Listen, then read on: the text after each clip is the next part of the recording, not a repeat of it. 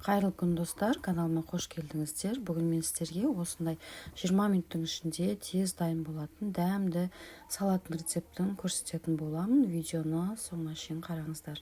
Бізге қажет болады брокколи. Оны жайменен кесіп алып, қайнатып алатын боламыз. 2-3 минут ыстық суға салып қайнатып аламыз.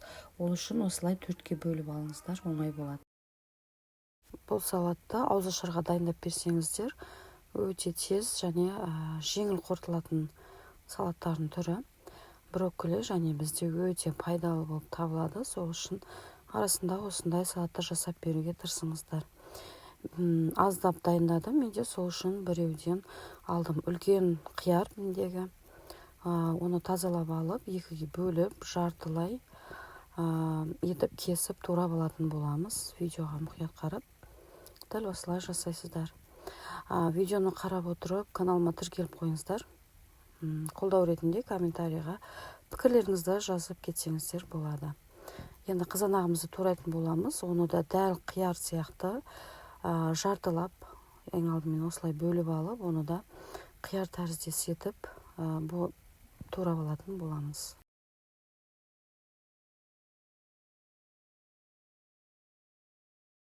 Қызанағымызды қиярымыздың үстіне саламыз.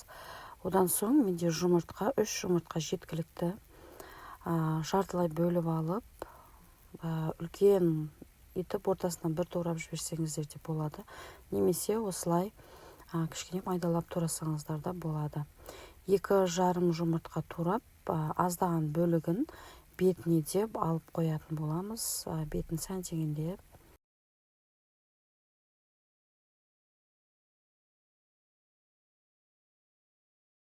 жұмыртқамызды да қосамыз. Енді оның үстінен брокколимізді пісіріп алдық.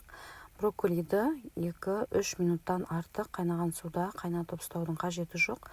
Өзі жаңағындай балғын түрінде хрустящий деп айтамыз. Сондай болуы қажет. Астыңғы бөліктен де тастамастан оны турап қоссаңыздар болады, жеуге жарамды жерлері.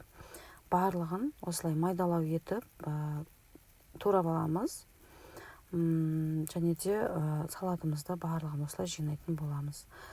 Менің каналыма тіркеліп қойыңыздар, және де осындағы өздеріңізге қажет деген рецепттерді таба аласыздар деп ойлаймын. Видео рецепттер өте көп болады.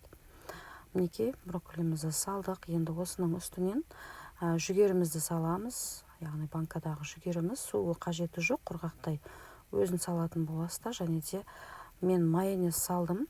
Қалауларыңыз бойынша қаймақты қолдануға да болады.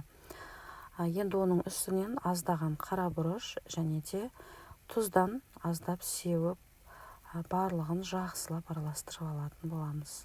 Лимон согын қосып жіберсеңіздер де болады. Бұл салатты қонақ күткенде немесе аяқ асты қонақ келгенде жасап жіберсеңіздер болады. Өте жылдам дайын болады. Және дәмі де өте керемет шықты. Балдарға да бәріне ұнады. Осылай дайындап беріп, өз отбасыларыңызды қуанта беріңіздер. Ауызашарға да дайындап берсеңіздер, асқазанда жеңіл қорытылатын болады. Өте сіңімді, витаминге толы салатымыз дайын болды. Видео ұнады деген ойдамын. Егер ұнап жатса, лайк қойып кетуді ұмытпаңыздар, қолдау ретінде. Енді жаңағындай жартылай етіп турап алған жұмыртқаларымызды осылай 4 бөлігінен қойып, дастарханға ұсынсаңыздар болады. Мінекей салатымыз өте керемет болып шықты. Назарларыңызға рахмет.